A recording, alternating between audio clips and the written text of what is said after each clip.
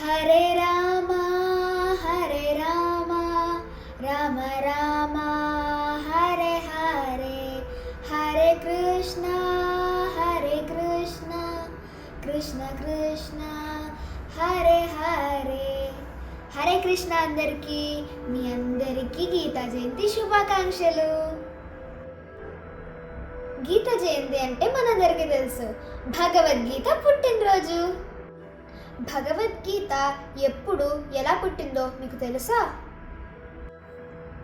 మనందరికీ మహాభారతం కొంచెం కొంచెం తెలుసు.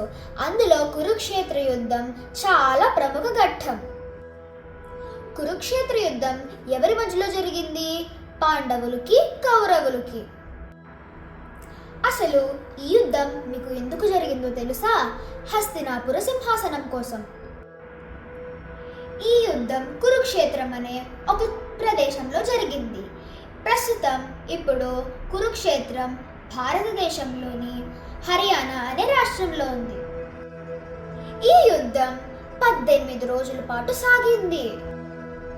పాండవులలో అర్జునుడికి రథసారథి ఎవరో తెలుసా? మన శ్రీకృష్ణుడు. అర్జునుడు యుద్ధం చేయడానికి వెళ్ళినప్పుడు చుట్టూరా తన బంధువులు స్నేహితులు కనిపించారు. పాపం ఏం చేయాలో అర్జునుడికి దిక్కుతోచక శ్రీకృష్ణుడి దగ్గరికి వెళ్ళి, కృష్ణ, ఇప్పుడు నా కర్తవ్యం ఏమిటి అని అడిగాడంట. అప్పుడు అర్జునుడికి మరియు తన రథసారథి అయిన శ్రీకృష్ణుడికి మధ్య జరిగిన సంవాదనే మన భగవద్గీత. మార్గశిర శుద్ధ ఏకాదశి రోజు నాడు కృష్ణుడికి మరియు అర్జునుడికి ఈ సంవాదన జరిగింది. ప్రతి ఏడాది మనం ఈనాడు గీతా జయంతి జరుపుకుంటాము. ఈనాడుని ముక్కోటి ఏకాదశి అని కూడా అంటారు.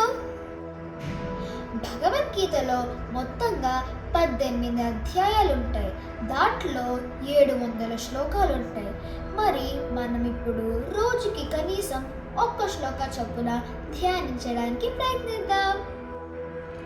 వసుదేవసుతం దేవం కంసచాణూరమర్దనం